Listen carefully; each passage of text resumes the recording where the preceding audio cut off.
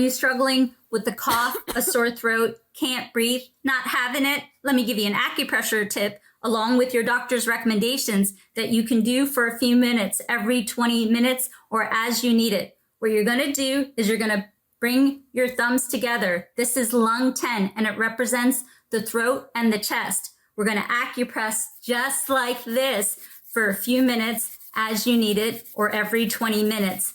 Keep this tip in mind. Do work with your medical doctor. Looking out for you from your friend and acupuncturist, Anita Tadavarthi.